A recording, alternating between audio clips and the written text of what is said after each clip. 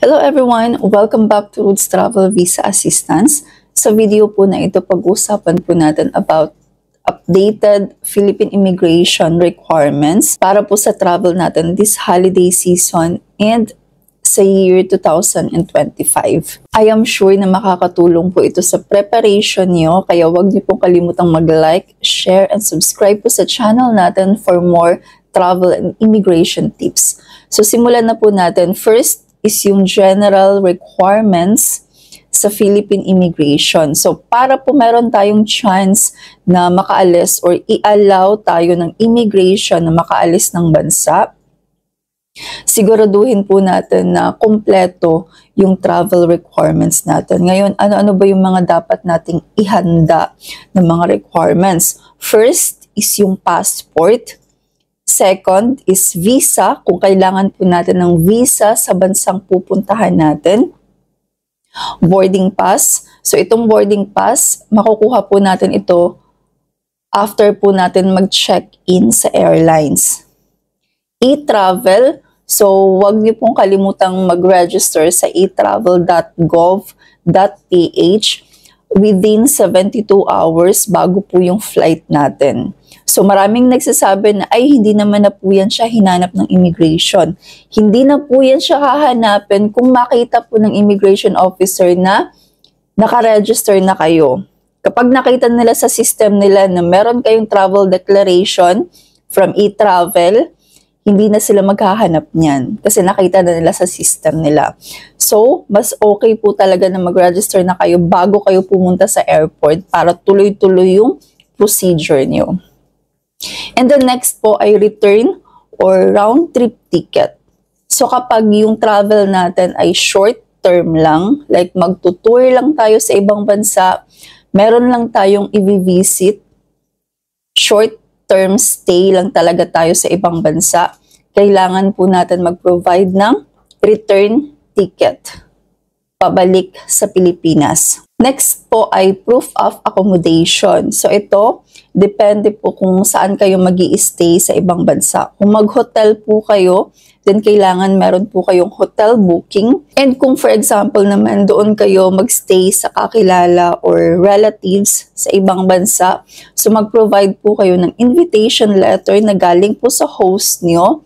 And doon nakalagay po kung saan kayo mag-i-stay, yung address nila, yung name nila, and dapat meron pong pirma nila. Next po ay travel insurance. So itong travel insurance ay hindi po ito siya necessary, pero highly recommended. Ina-advise po talaga ng immigration na mag-ready kayo ng travel insurance just in case, kasi hindi natin alam kung anong mangyayari sa atin kapag nasa ibang bansa tayo. Next po ay detailed travel itinerary. Kapag tayo po ay magtutour lang tayo sa ibang bansa, tourism yung purpose of travel natin, mas maganda na meron po kayong detailed travel itinerary na nakalagay po doon kung ano yung mga activities na gagawin nyo doon, saan kayo mag-visit, ano yung mga attractions na gusto nyong i-visit sa ibang bansa. Mas maganda na maihanda nyo po ito para makita ng immigration na talagang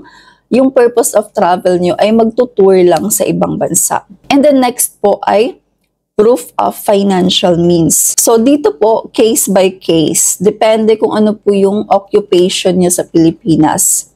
Ano po yung source of income nyo sa Pilipinas. So for example, kung employed ka, meron kang trabaho sa Pilipinas, so ihanda mo po yung Certificate of Employment, Approved Leave of Absence, Company ID, Employment Contract kung meron, payslips, and then bank documents like yung bank certificate tsaka bank statements. Importante po na meron po kayo nito, mai-provide nyo or mai-prepare nyo, lalo na kapag self-funded yung travel nyo. Self-funded meaning wala kayong sponsor. Kayo mismo yung gagastos ng travel nyo. So, eto po yung mga importanteng documents na maganda na maihanda nyo po talaga. So, ngayon, kapag tayo naman ay self-employed, meron tayong business. So, ang ihanda nyo po ay business permit or barangay business clearance, income tax return kung meron, and then bank documents din po, like bank certificate or bank statements, na makita po ng immigration na talagang meron kayong enough or sufficient fund para sa travel niyo. And then ngayon, what if freelance worker lang kayo, freelancer? Ano ba ang dapat na ihanda to prove your proof of source of income? So kung meron po kayong ITR or income tax return, mas okay. And then next po ay certification mula sa clients nyo, and then proof of transactions like yung payment nila sa'yo. So pwede din po yun siyang ipakita sa immigration as proof na freelancer kayo. And then ngayon, what if naman kapag unemployed, wala tayong trabaho, wala tayong source of income? Ano yung dapat nating ihanda para sa immigration? First is signed invitation letter or sponsorship letter na galing sa sponsor natin. Dapat sila po talaga ang gagawa nito. Dapat meron pong pirma nila. And then, original, authenticated affidavit of support and guarantee. So ito po, itong affidavit of support, based po sa mga nagsishare po sa akin ng experiences, sa mga na-offload, yung hinanap po talaga ng immigration sa kanila ay authenticated affidavit of support and guarantee, meaning authenticated po sa Philippine Consulate or Philippine Embassy sa country of destination. Authenticated po talaga dapat yung hinahanap ng immigration kapag sponsored po yung travel natin, and original copy po yung kinukuha ng immigration. And then, kailangan po meron pong sponsors passport bio page copy, and then travel stamps, yung page po ng passport niya na meron pong mga travel stamps. And for example, kung wala namang passport or hindi pa nakapag-travel, maghanda lang po ng any valid ID copy ng sponsor.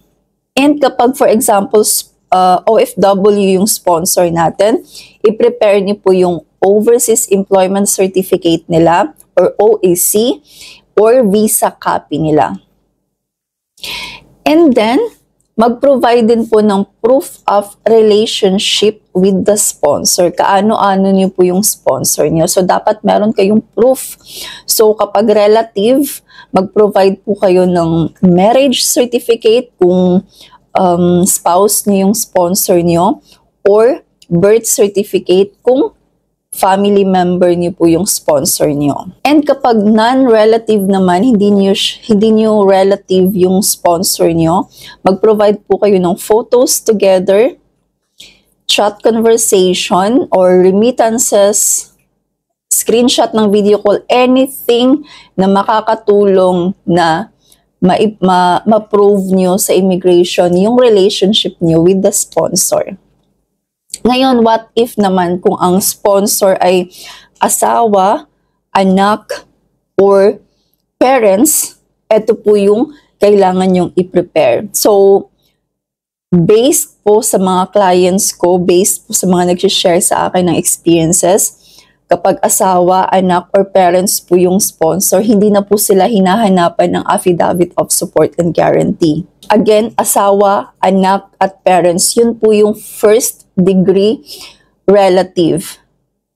So, possible na hindi nahanapan ng affidavit of support and guarantee based po sa clients and sa mga nag-share po sa akin ng experiences.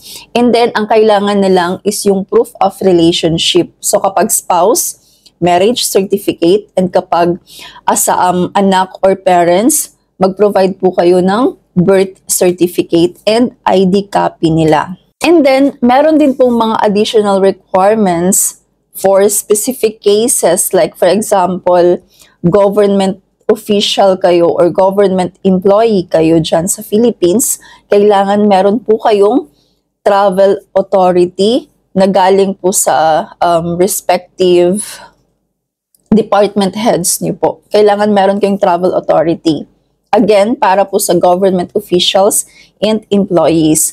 And kapag minor naman po yung traveler na hindi po kasama ang parents, kailangan din po merong clearance from the DSWD. Again, yung mga minor po na magta-travel na hindi kasama ang parents, dapat meron pong clearance from DSWD. So, wag niyo pong kalimutan kasi possible yun po yung magiging dahilan na hindi makaalis yung mga family member niyo kapag kulang ang travel requirements. So, again po, important reminder lang na case-by-case basis po talaga sa immigration. Depende po talaga sa case nyo. Wag nyong i-base yung experience ng iba nating kababayan sa magiging experience nyo. Kasi hindi kayo pareho ng situation. And magbe-base po ito sa mga isasagot nyo sa mga questions nila during sa inspection. Kaya importante po talaga na kumpleto and honest po kayo sa mga isasagot sa immigration officer. And of course, dapat mag-match po yung mga sagot nyo sa mga documents na dala nyo. Kasi kapag nakita nila na iba yung sagot nyo and iba naman yung nakalagay doon sa mga documents nyo, then automatic na mag-further inspection or mag-undergo kayo ng secondary inspection. So, itong mga requirements na ito, usually, ito talaga yung mga hinahanap kapag first time mag-travel and kapag sponsored ang travel. And usually, kapag frequent traveler na po tayo, ay very smooth na lang sa immigration. And of course, wala nang masyadong tanong. So, based sa mga sinishare sa akin ng clients ko talaga kapag second time travel na nila or frequent travel na, hindi na sila masyadong tinanong. Like, ang tanong na lang, anong gagawin doon, saan ang destination, kailan ang balik. Yun lang. And then tatak na agad. So, ganun yung magiging possible na mangyari kapag frequent traveler na po tayo. So, eto po yung tips ko para sa inyo. Magdala po kayo ng printed copies ng lahat ng requirements, lahat ng documents na makakatulong po sa travel nyo. And then, of course, be confident sa mga sagot nyo.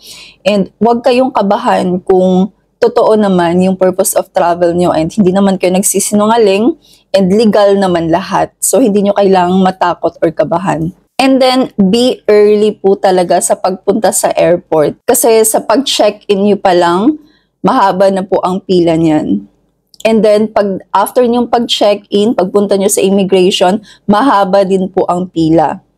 So, hindi natin alam, baka mamaya kayo, further inspection or mag-undergo kayo ng secondary inspection, mas lalong matatagalan. So, mas maganda talaga na pumunta kayo ng airport like 5 to 6 hours before yung departure. So ako, pumupunta talaga ako ng airport like mga 6 hours bago yung departure. Kasi yung airlines, nag-open na po yan sila for check-in like 4 hours bago yung departure. So mas maganda ikaw na yung pinakauna sa pila and then after sa check-in, diretso na kayo sa immigration kasi mahaba din po ang pila doon. So, sana po ay nakatulong itong video and kung meron po kayong mga comments or meron kayong questions, suggestions na gusto nyong gawan ko ng video, i-comment nyo lang po. And huwag nyo pong kalimutang mag-like kung sa tingin nyo po ay nakakatulong itong video, i-share nyo po para po mapanood din ng friends natin or family member.